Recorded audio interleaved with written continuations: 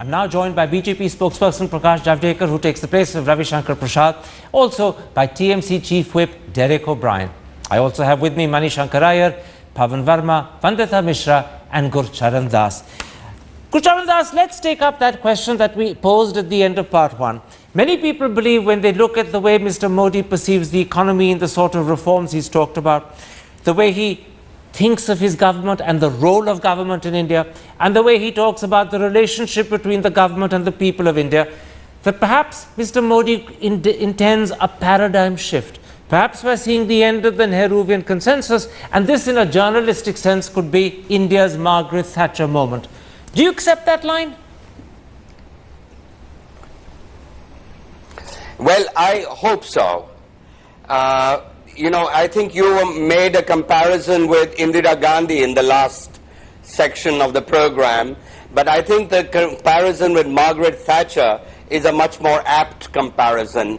And at least I would hope that he would be able to make the kind of reforms, bring the kind of reforms that Margaret Thatcher did to Britain, which really changed the institutions of Britain, which brought a lot more accountability to the government, and ultimately did so much for the English people.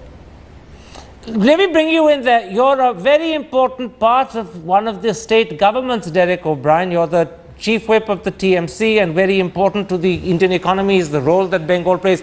Would you, from your Bengal standpoint, welcome a redefinition of the nature of the role the government plays in the economy, the nature of the relationship between the government and the people, the nature of the services that the government delivers and guarantees? Would you welcome a rethink and a redefinition of that whole package, or would you think that would be letting down the compact between people and government? No, I think the Trinamool Congress view is we've always moved from what we've called operative federalism to the concept of cooperative federalism. And I think this entire shift, no matter who's in government, I think that is the single focus which we would really like. It is not about collecting taxes and doling it. It's not about the central government doling it out, because a lot of people also, so I think that is one very important thing, and I don't think it's only to do with the economy. I think it's to do with across all parameters, that this master-slave relationship between the center and the states have to change. The BJP and the NDA, maybe they've been talking about it in the last 2-3 days. We've been hearing what some of the things they're saying, but it's still, I think, too early to say yes, no, maybe. Mani Shankar, for many people, what's at the heart or core of the rethinking of the role of government in the economy, if Mr. Modi is fully understood, is that you could see a lot less of welfare policies and maybe a diminishment of the role of planning. Some people in the BJP even talk about doing away with the Planning Commission altogether, and a greater emphasis on market forces. As someone who is an opponent to that style of thinking, how would you respond if this is exactly what you see happening over the next 2 years under a Modi government? Go by the Gujarat example, what he means by the play of market forces is rampant crony capitalism that assists 2 or 3 industrialists, very big industrialists, at the expense of even smaller industrialists, let alone the ordinary people. It involves the displacement of those who are weakest in our society. In Gujarat, says the 12th plan, 76% of those who have been displaced recently are tribals, although they constitute only 8% of the population. He has deprived farmers from Punjab, who have spent generations cultivating the unyielding soil of Kutch. He's just displaced them in the interests of 1 or 2 businessmen.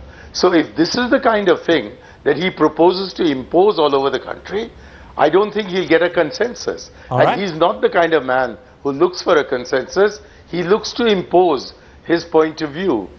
And well, if he just a moment, I want to stop you there. If he has a majority, he's not imposing his point of view, he has a right to do it. So let's not get into polemics of imposition or not, because that's unfair. I want to put this to you, Prakash Javadekar. is the BJP and Mr. Modi in particular serious about those thoughts about increasing the role of market forces, reducing the role of planning, reducing the role of state interference where in fact they believe private sector industry does better? Will you actually implement some of your thoughts on reducing welfare and doing away with the rights-based approach? Or is that just campaign rhetoric? Because this could constitute a major change in the Nehruvian consensus if you do it, but we're not sure whether you intend it or whether it's just rhetoric. So can you clarify that? Mr. Javadekar? Yeah, definitely. Extraordinary situation demands extraordinary solutions. And what I find is, now the will of the nation exhibited through the election tells us that we want rapid growth. Also justice to all sections of society. Employment to the youth. And when these are your priorities, you need to take decisions and you need to take all people along. Can I stop you? Can I stop you? I'm not asking you for a general answer. I'm asking you to specifically say that you will increase the role of market forces, as Mr. Modi has been suggesting, that you will perhaps reduce the role of welfare. You can't hear me? Are you saying you can't hear me? I don't think he can. I'm going to go back quickly to... what you are asking, I am unable to hear. All right, I'll go to someone else and hopefully we can fix it in the interim and I'll come back to you after that.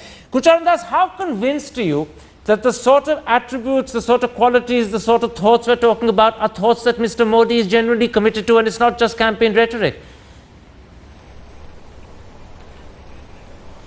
Well, I mean, a lot we have to go by is the rhetoric of his campaign. The person from the American State Department who analyzed his speeches over the last 2 years said that for every time he uttered Hindutva, he uttered development 500 times. So for a man who talks about development 500 times to other issues, you have to believe that there's a single-mindedness of purpose there. Okay. And so, for me, there's a degree of conviction here. You can't pull off hypocrisy for 2 years, you know. And for me, it's actually very refreshing that this campaign has polarized very nicely the economic debate between the right of center, which believes in growth and jobs, versus left of center, which believes in equity and redistribution. I think this has been a very good learning experience for the Indian electorate, and we need both. You need a party. I don't think we should. We don't want the death of the Congress party. We want the Congress party to be there to remind us of the left of center alternative to the right of center. We never had a right of center alternative being expressed as well as he has expressed it in the last Derek 2 O'Brien, years. you come from a party, your leader very much in the public eye represents the left of center. Do you welcome the emergence of a very strong right of center counterpoint?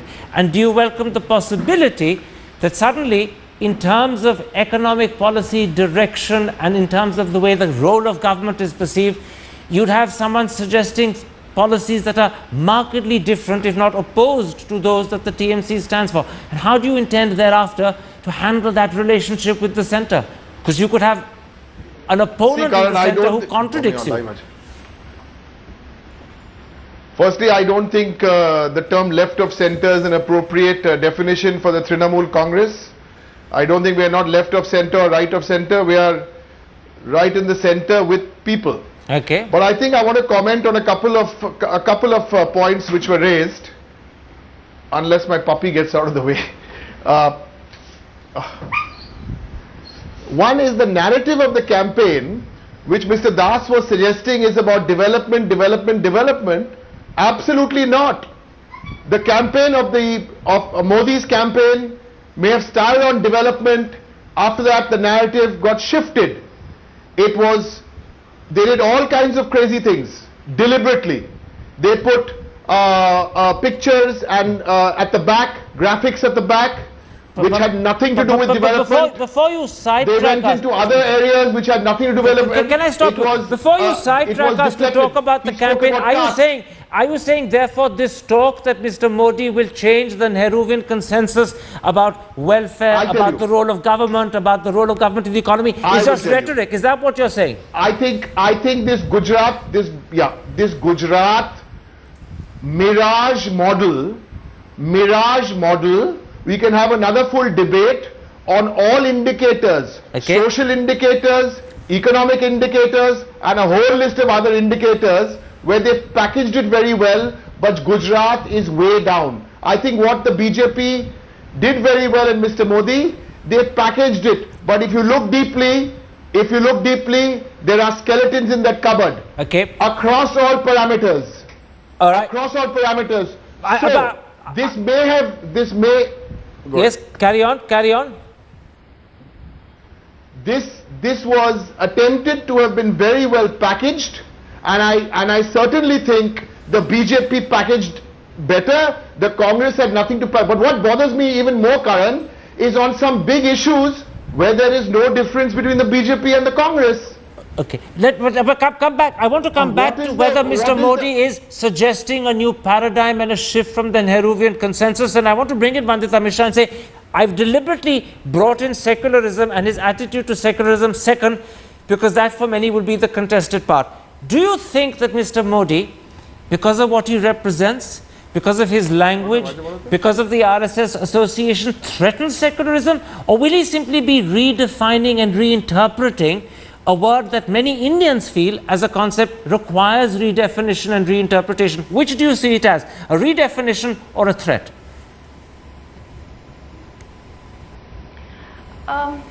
Over the years, in fact, ever since perhaps you could say the Ram Janam Bhoomi movement, there has been a slow and steady, you could call it redefinition of secularism. There was the, word pseudo-secularism that was coined by Mr. Advani. And you could say also that the center has shifted more towards the right in our polity ever since.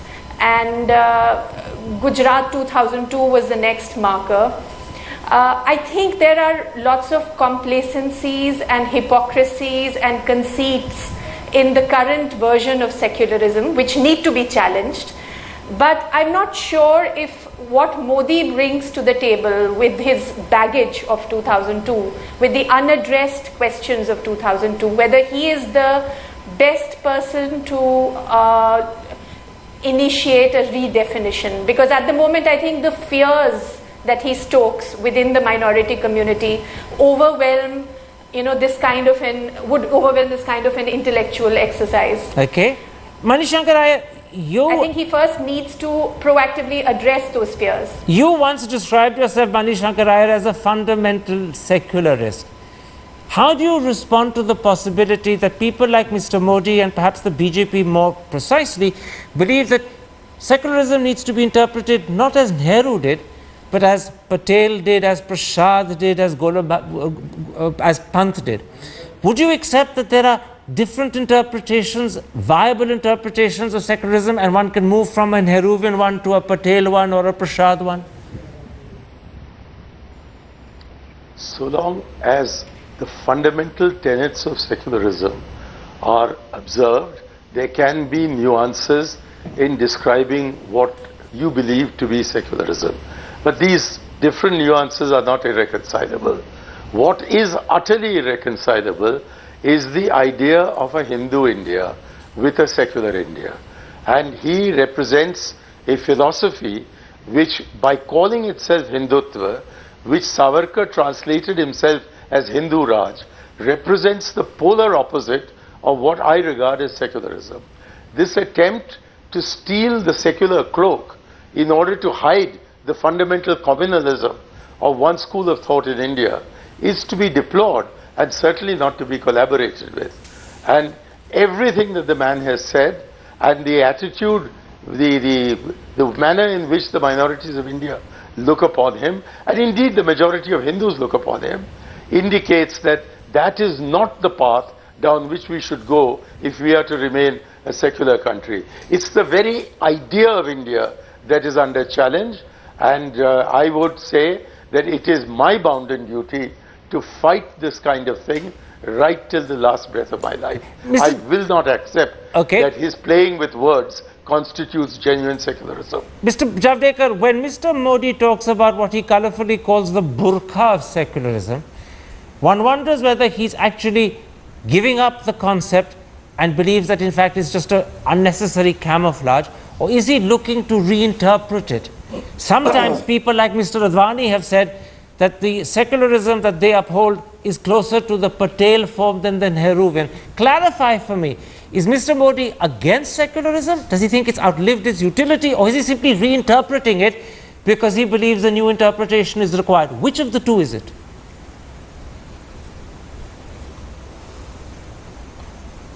We are against the falsehood. Partnering MIM, allying with Muslim League and caste politics is all secular. Talking about nation, talking about all equal, talking about 125 crore is communal.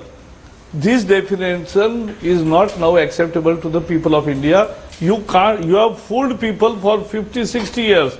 Now Congress and so-called secularists cannot fool people of India anymore. People want result.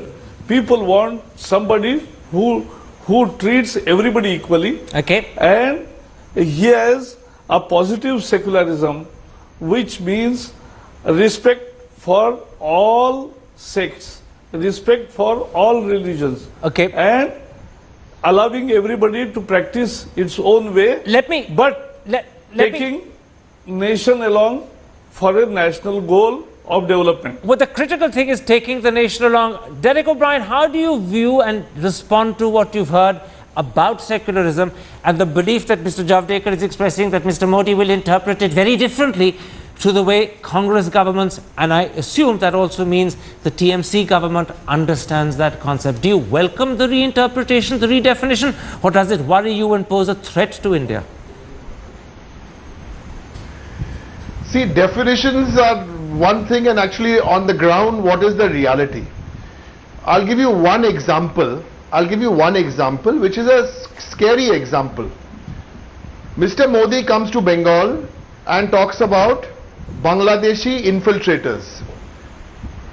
I mean, that is so provocative and so unreal that a person who is aspiring to be the Prime Minister comes and makes the statement. One, he hasn't read the Mujibur Accord.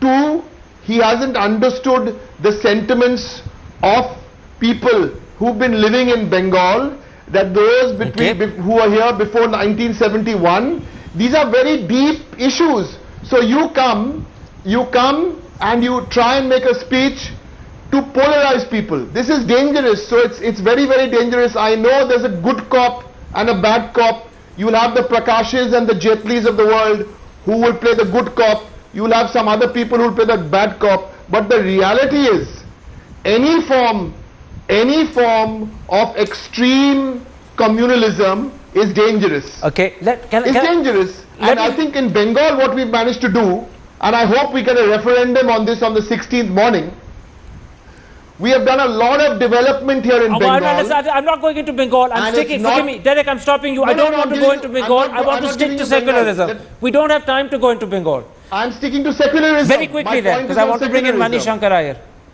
Yes, we believe if you've done work across communities, church, masjid, mandir, everyone, the electorate will reward you. And that's the reward we're looking forward to on the 16th of June.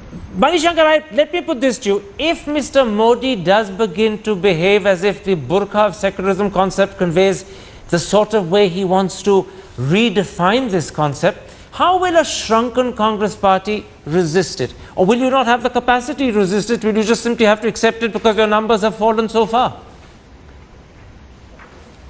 Our numbers, if the figure you gave, 60, is the correct one, it is 15 times what the BJP was in 1985. So we may be shrunken compared to where we were before, But that doesn't mean that our spirit has got shrunken or that our determination to keep India a secular country has got shrunken. We will fight this man and his pernicious philosophy till the last breath of our lives. Okay. That was the pledge that Jawaharlal Nehru made at Ramlila grounds in 1951. And is one which I hope the Congress will adhere to. Very quickly, Mr. Javadekar, what you're hearing from Mani Shankar Iyer is that, in fact, in many ways, if Mr. Modi tries to shift what I call the Nehruvian consensus towards a new paradigm, you're going to be resisted. Resisted in terms of doing away with planning, resisted in terms of doing away with welfare measures, and particularly resisted if you reinterpret secularism. Do you think Mr. Modi has a fight on his hands as far as Congress is concerned that will actually vitiate the next 5 years, assuming he becomes Prime Minister? A quick answer.